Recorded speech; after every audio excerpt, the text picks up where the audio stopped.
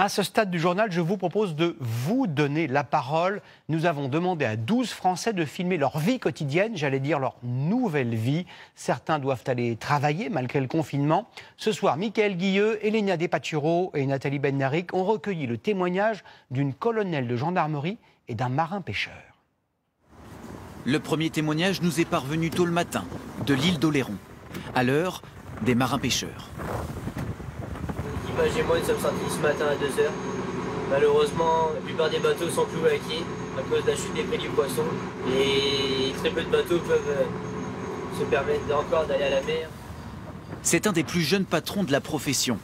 Antoine Richard a pris la responsabilité de continuer. Alors, toute la journée, on va viser des espèces bien précises, qui sont la sole et le bar.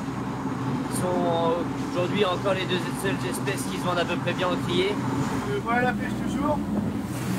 Ah, voilà les sols. On la vend aujourd'hui à peu près 12 € le kilo, alors qu'il y a encore 2-3 semaines, on vendait ça 14-16 €. Pour ce qui est du moral, on va dire qu'on a connu mieux. C'est surtout qu'on se demande ce que le choix à faire entre rester chez nous ou aller à la mer, prendre le risque d'attraper le coronavirus entre collègues et de plus vendre le poisson moins cher que d'habitude. Au retour de pêche, il tenait à nous montrer tous ces bateaux restés à quai. En temps normal, il y a 2 marchés à la criée par jour. Il n'en reste plus qu'un, tous les 2 jours. À partir de la semaine qui arrive, on va glacer tous les jours la pêche. Et ça, c'est ce qui sera vendu lundi matin. Je suis en route pour me rendre sur les bords de Seine pour vérifier que les gens respectent bien les dérogations et ne se baladent pas. Toujours sur l'eau, mais avec un autre genre de bateau. Dans l'Essonne, une colonelle de gendarmerie, Karine Lejeune, nous a elle aussi envoyé quelques mots. Le moral est bon, il doit l'être de toute façon parce que les personnels sur le terrain comptent sur les chefs et comptent sur leurs chefs. Pour ce qui est de la vie personnelle, comme tout le monde, c'est compliqué. Les enfants sont déjà, au bout de 7 jours, un petit peu énervés d'être enfermés à la maison. Je les vois très très peu puisque je rentre assez tard. Le travail s'est intensifié.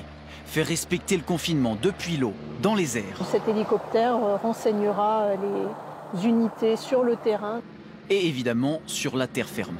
On est donc sur un contrôle sur la Nationale 20. On a encore beaucoup de personnes qui n'ont pas les attestations. Si dans les 24-36 premières heures, nous avons été plutôt dans la pédagogie, à l'heure actuelle, nous sommes plutôt sur une politique de fermeté.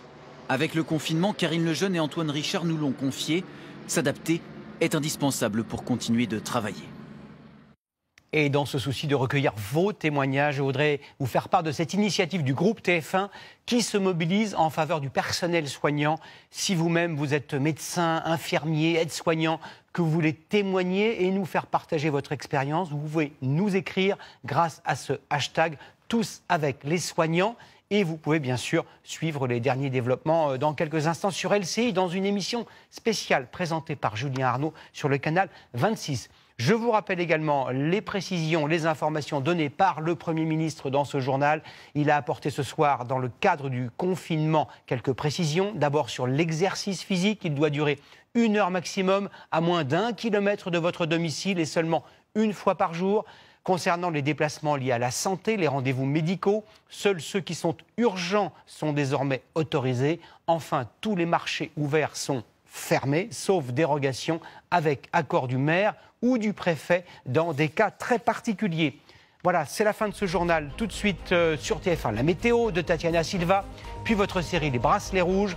Demain à 13 h, Jacques Legros, avec la complicité sans faille de Jean-Pierre Pernaut. Je vous retrouve quant à moi à 20 h. Excellente soirée à tous. Prenez soin de vous, restez chez vous.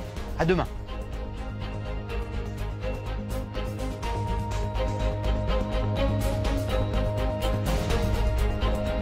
Retrouvez toute l'info sur LCI, canal 26.